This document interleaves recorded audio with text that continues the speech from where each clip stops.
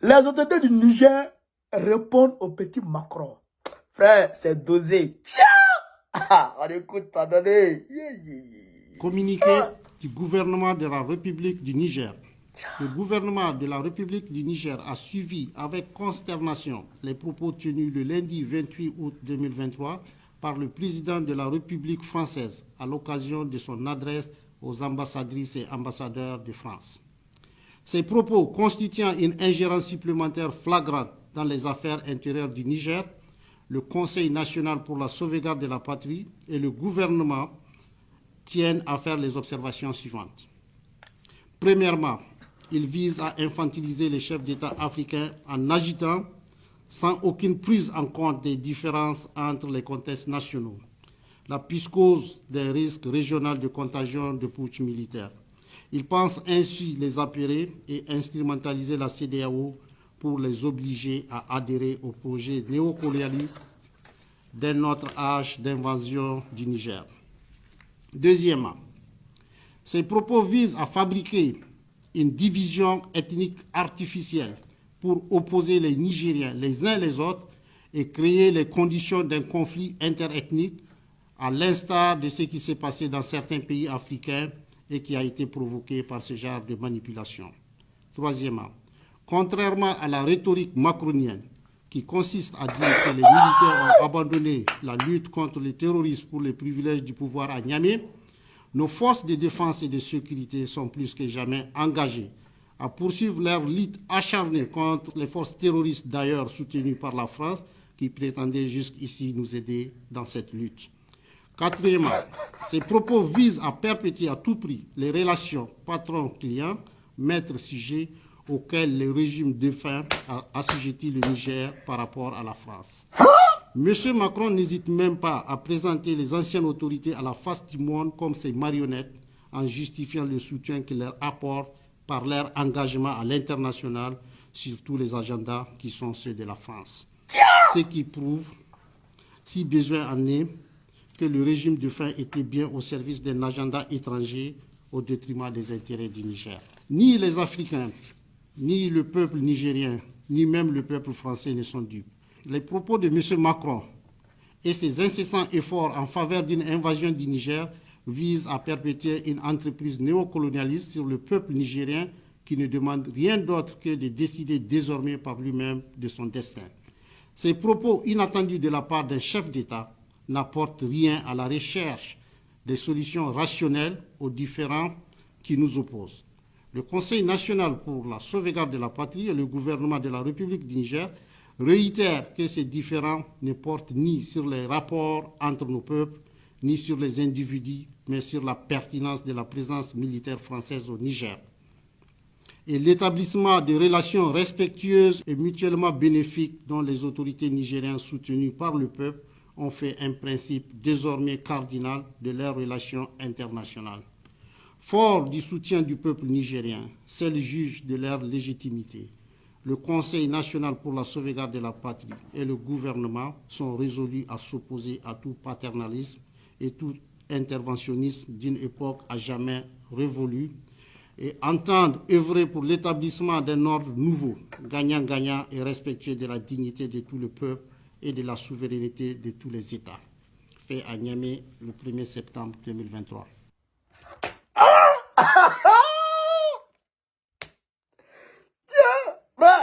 Non, quand on entend ça comme ça, non, quand on entend ça comme ça, non, même si tu nous dois, ceux qui me doivent 10 000 là, ceux qui me doivent 10 000 francs, 2 000 francs, 3 000 francs, crédit la première, ça là, ça a tout bouclé. Comment? Frère, même si tu es fâché, quand tu entends un discours comme ça là, mais tu es content.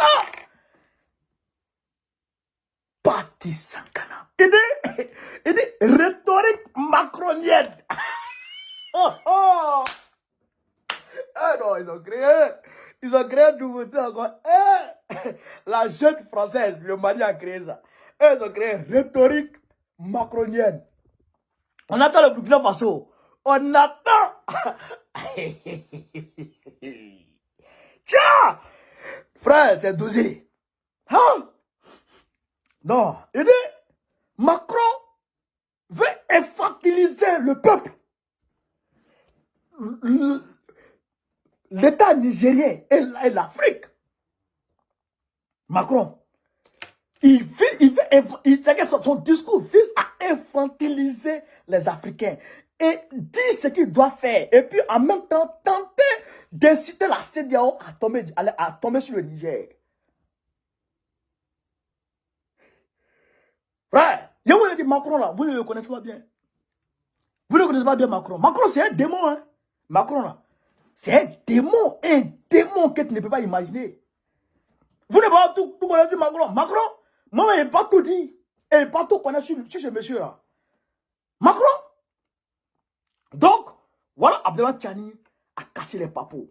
Deuxièmement, Macron, il dit que Macron veut diviser, veut mettre une division ethnique au Niger. Oui.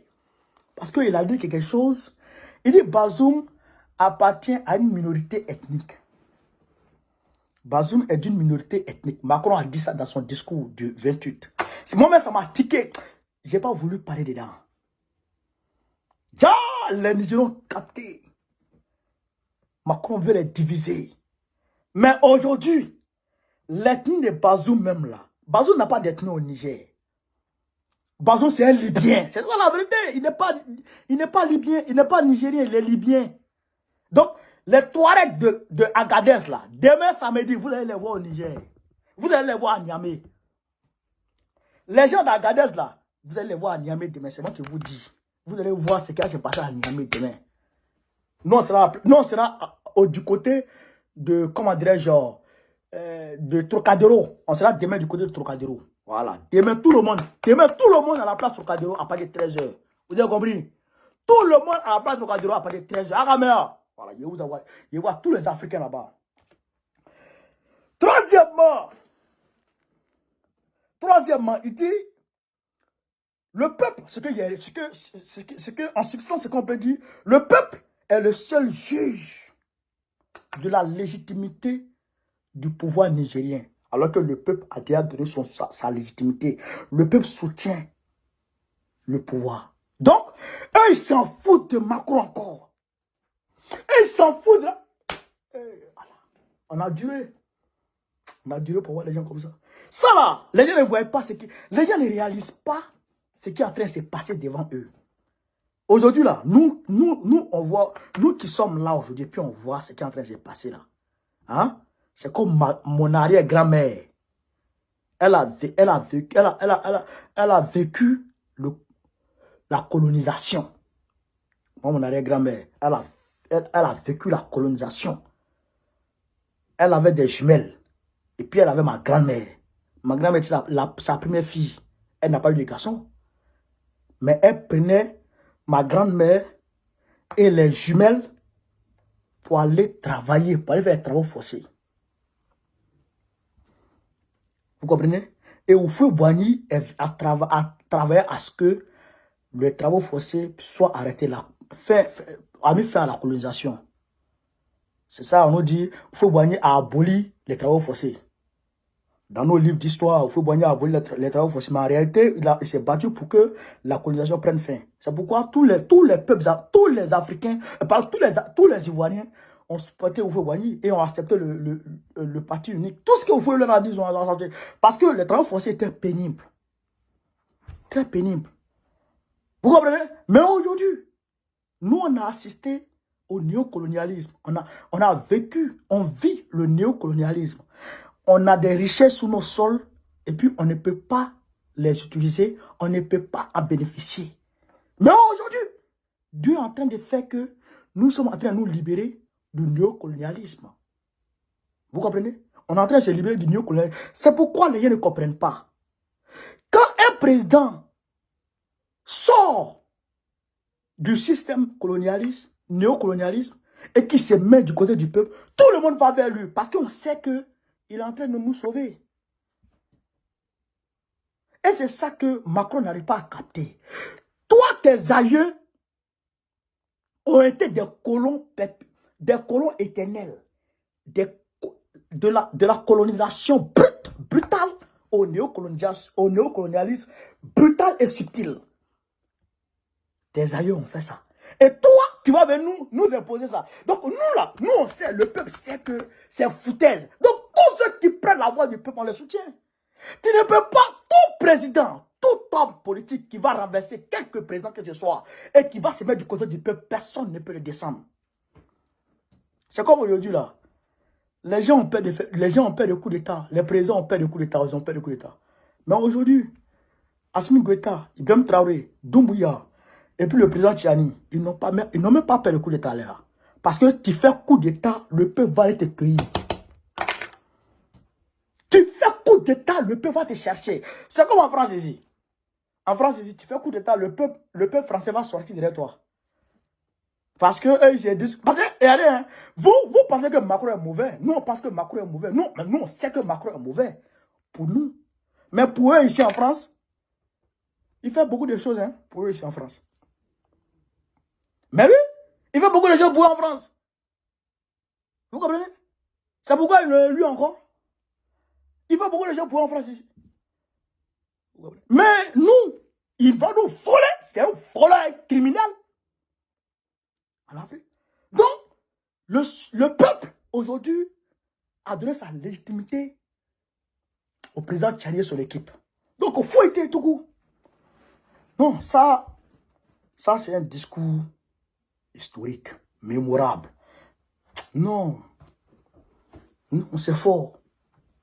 C'est fort. Donc, je demande aux Gabonais de se joindre ici. Voici la voie. Oligui, voici la voie à suivre. Prends cette voie. Et tu es hautement nationaliste, patriote. Il est hautement patriote. Toutes ses actions vont dans le sens patriotique. C'est très bien. Mais, il faut aller au-delà des frontières du Gabon. C'est ça qu'on attend. Il faut aller au-delà des frontières du Gabon. Et il faut rejoindre tes frères panafricains. Voilà. C'est ça qui est la vérité. Camarades de l'Afrique, je n'ai pas besoin de vous dire de partager la vidéo, de la mettre partout à travers le monde entier. Mais j'aimerais vous dire, de dire avec moi, vive l'Afrique libre, vive le panafricanisme, vive tous les présidents panafricains. J'aimerais que vous disiez encore avec moi, Gbagbo, président de la République Côte d'Ivoire en 2025, s'il plaît à Dieu. Partagez la vidéo, merci les gars, merci, partagez.